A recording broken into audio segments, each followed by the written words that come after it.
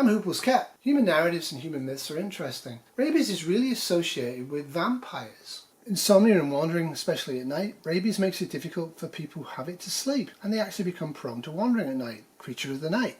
Hypersexual, vampires have a reputation for being rather sexy. Similarly, people with rabies can easily be aroused. This is thought to be because of the virus influences the limbic system inside the brain, which controls emotions and behaviour. Men with rabies can experience priapism, which is a painful erection that lasts, sometimes for days. It isn't fun, it can be very serious. This can also affect the clitoris in women, but we never talk about women's sexuality, do we? Transforming. Vampires are often depicted turning into other animals, that being the most common. Animals with rabies behave in much the same way as humans with rabies. Therefore, it's not much of a leap of the imagination to think that someone living in the 18th century who saw a human and animal acting similarly might make some kind of link. They might assume the animal and beast were morphing into each other. When someone dies from rabies, it's commonly due to asphyxia or cardiorespiratory arrest. In these cases, blood can remain liquid for some time after. Now, if you don't know what asphyxia is, what this is in fact is the airway becomes swollen and they can't get the air in, so they actually have no oxygen, so they die. And in rabies, often saliva will actually block the airway as well. Because of the vampire-based concerns of the day, in the 17th and 18th centuries, bodies were often dug up to check that they weren't vampires. Seeing liquid blood oozing out of the body may well have made people concerned.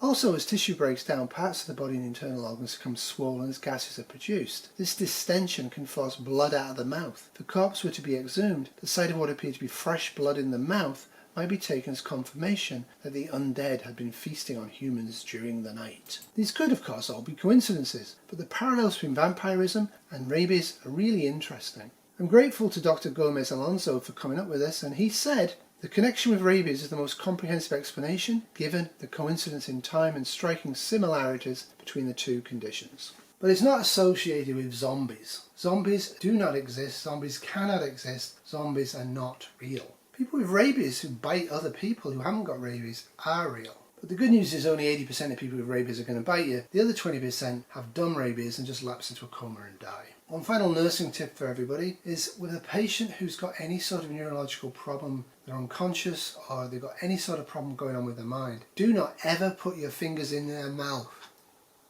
They can bite through your own fingers quite easily. It's one of those rookie things nurses learn early on. Thanks for watching again. Toodles. This has been a 2023 Tiny Terrier refusing to get out of bed production.